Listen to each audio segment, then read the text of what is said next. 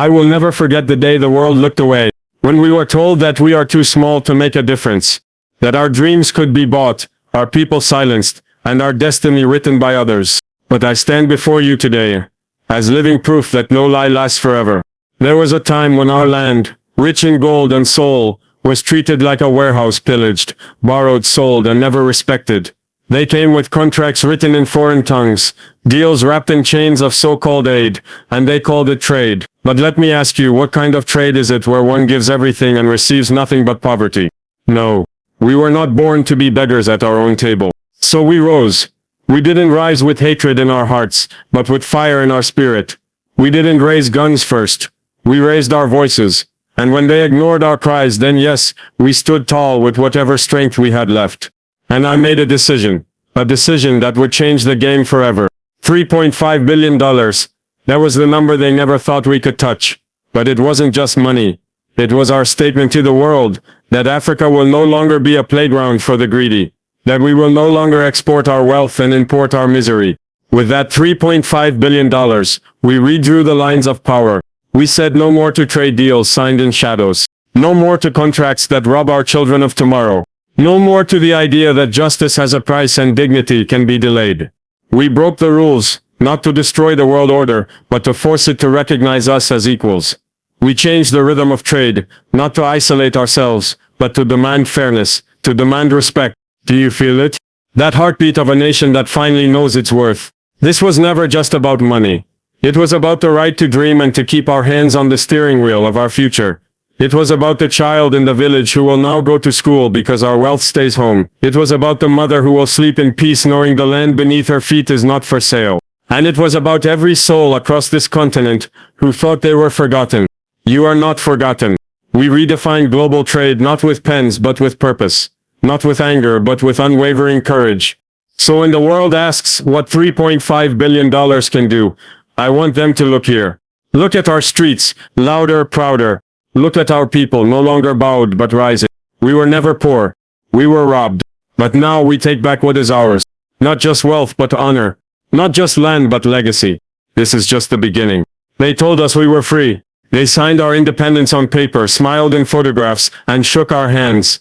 But behind their polished words and hollow promises, the truth was still bleeding in our soil. We were never free. Because long after the chains were broken, the system stayed the same. They didn't need to occupy us with armies anymore. They occupied us with contracts. Agreements written in languages not our own, rules made in cities we'd never seen, decisions taken over our futures without ever asking if we agreed. They called it aid, but it was always a leash. They called it partnership, but we were never equal. We gave them gold. They gave us conditions. We gave them oil. They gave us lectures. We opened our markets. They closed their hearts, and when we questioned them, they said we were ungrateful. But what kind of partnership is it, where one side always loses? What kind of trade is it, where we dig, we sweat, we bleed, and someone else writes the profits? We gave away our diamonds, our land, our future, all wrapped in the name of globalization. And they told us to be patient, that growth would come, that someday we too would rise. But our people were starving while our wealth was shipped away in crates. Our youth were drowning in oceans trying to escape the very poverty built by those deals. We were not poor, we were being looted. And for too long, the world refused to see it. Or maybe, they saw it, and they just didn't care. So we reached a breaking point. And I stood up, not just as a leader of a nation, but as a son of this soil, who had enough. I refused to sign away another generation's future. I refused to bow to a system that saw us only as a resource, never as a people. When I made the decision to walk away from those so-called partnerships, they called it dangerous. When we demanded control over our own resources, they called it radical. And when we secured $3.5 billion on our terms, not theirs, they called it impossible. But we did it. And we did it without selling our soul. That money was not just a deal, it was a declaration that we are not for sale, that we have value beyond what they see in our minds, that our dreams cannot be traded like barrels of oil, that our land is not just a commodity, it is our identity. They fear this, not because it is wrong but because it is just, because it exposes the truth. That for decades the game was rigged, that for decades we were chained by invisible hands, that their wealth was built on our silence. But silence no more. This is not just an economic fight. It is a spiritual one. It is about reclaiming what was stolen, not just our resources, but our pride, our power, our place in the world. We are not here to beg for inclusion. We are here to take what is rightfully ours. And if the rules must be broken for justice to be born, then let them break. Because we are no longer interested in being the world's supplier. We are ready to be its equal. It was never about the money. It was never just about a figure written in ink on a contract. That $3.5 billion they counted it as currency, but for us it was something far greater. It was a line carved into the earth with blood and courage, a moment that separated the days we were controlled from the day we finally took control. For decades, decisions about our wealth, our resources and our destiny were made without us. In boardrooms far away, men with suits and smiles decided what we were worth. They discussed how much of our land they could own, how much of our labor they could extract, and how little they could give back in return. And we were told to be grateful. Grateful for investments that left our rivers poisoned.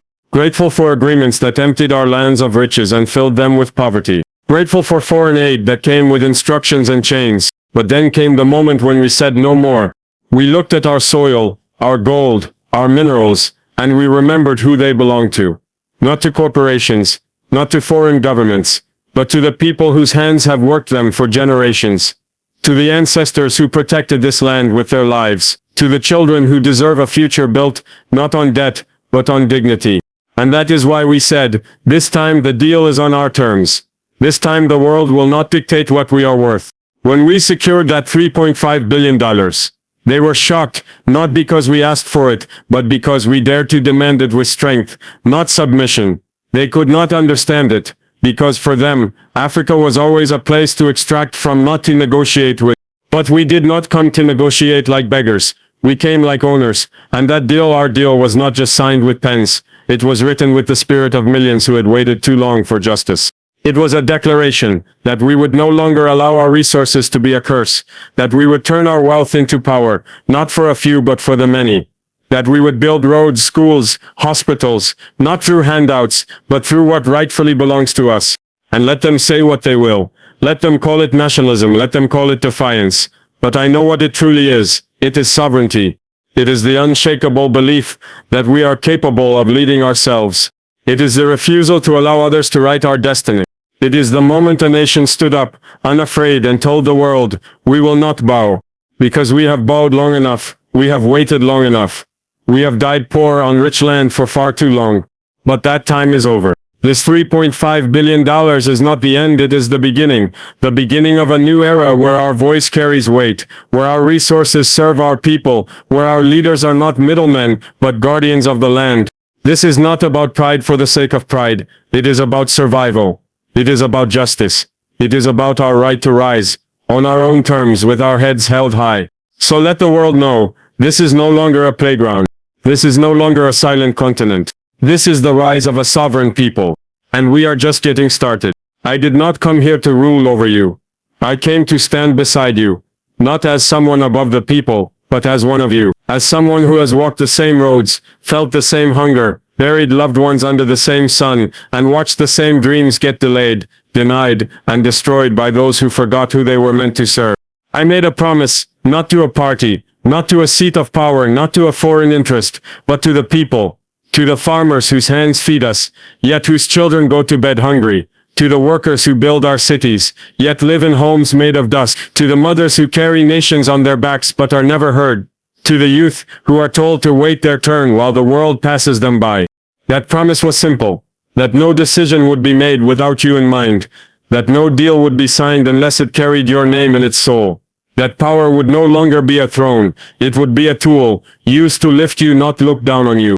When I chose this path, I knew it would not make me popular among those who have long profited from our silence. I knew the cost would be heavy, but I also knew the cost of doing nothing would be heavier. And I refused to be another name in the long list of leaders who forgot their people the moment they touched power.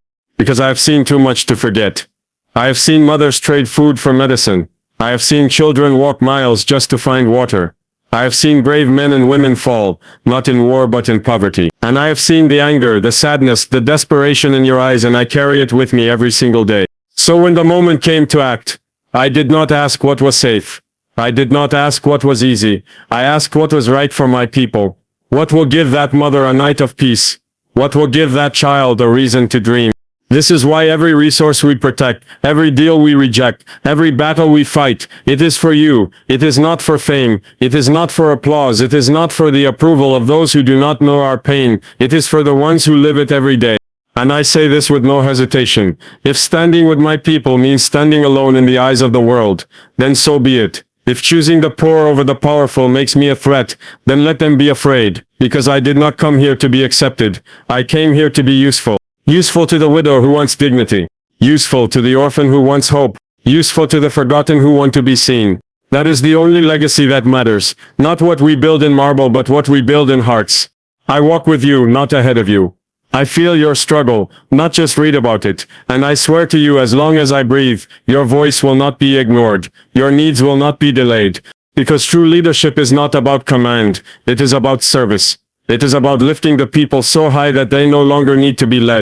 And if I must fall, I will fall at your feet, not in shame but in loyalty. Because this fight, this journey, this mission belongs to all of us.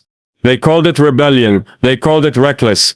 They said we were breaking the rules of the global system. But they never asked who wrote those rules. They never asked why the ones who suffer the most are always the ones who never had a seat at the table. They never questioned why our people are always expected to follow orders, written in rooms we've never entered, by hands that have never touched our pain. So yes, we broke their rules, and we will break them again if it means saving our people.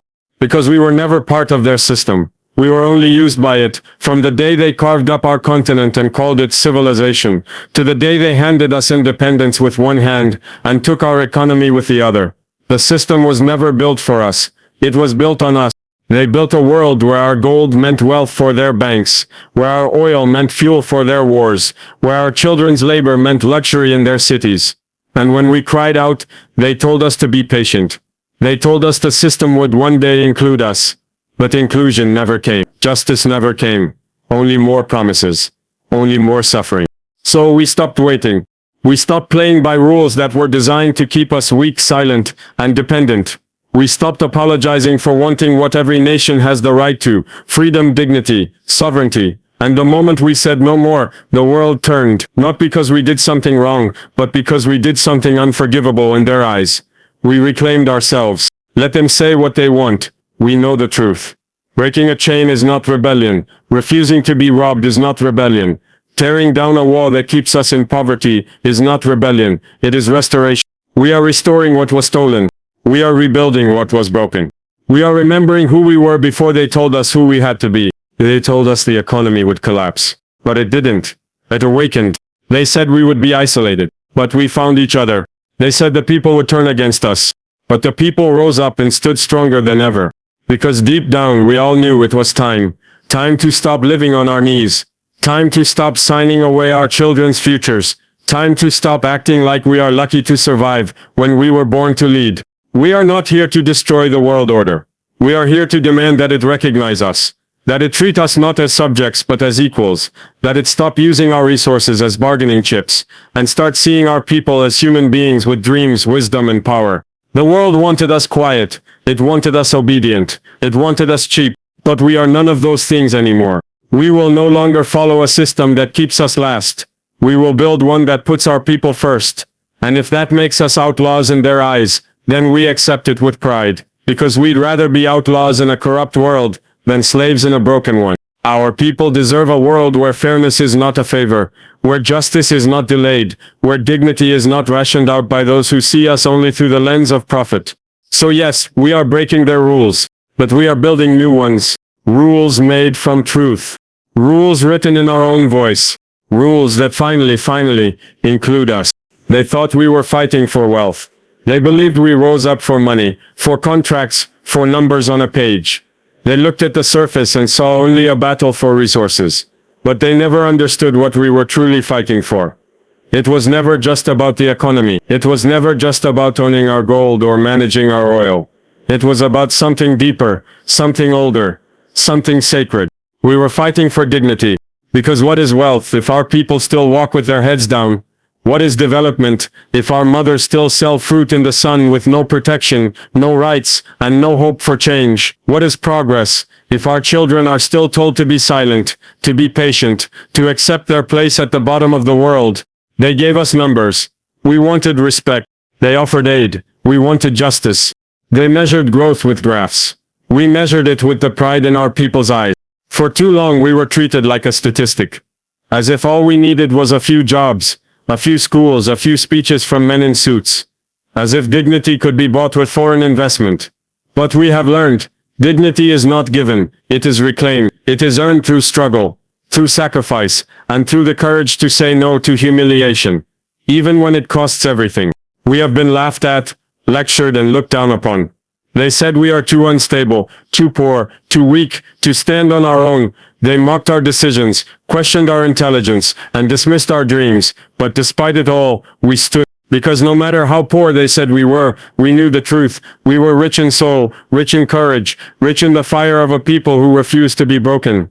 So when we took back control of our resources, yes, it changed our economy. But more importantly, it changed how we see ourselves. For the first time in a long time, our people could walk a little taller. The farmer no longer felt invisible. The child no longer felt forgotten. The soldier no longer fought without a cause, because finally the decisions of this land were being made by those who love it, not by those who exploit it. We are not building a nation of billionaires. We are building a nation of free people. Free to speak without fear. Free to learn their history without shame. Free to dream without limits. That is the kind of wealth we seek. Not just the wealth that sits in banks, but the kind that lives in the hearts of our people, a wealth of pride, of belonging, of purpose. And let them call us dreamers. Let them say we are emotional. Yes, we are, because we are human. And we will no longer live in a world where being African means being less. We will no longer live under systems that ask us to trade our self-worth for survival. We are not just rebuilding our economy, we are rebuilding our identity. This is the fight that truly matters. The fight to be seen, to be heard, to be respected, not because of what we give, but because of who we are. Let the world understand this once and for all. Our victory is not measured in dollars. It is measured in the eyes of a generation that will no longer inherit shame, but strength. We do not rise for wealth. We rise for dignity. And this time, we will not fall again. This is not just about one nation. This is not just about one flag, one border, or one people. This is about all of us. Every voice that has been silenced, every village that has been left behind, every land that has been drained of its wealth, while its children were told they have nothing. This is not just a movement of soil and stone.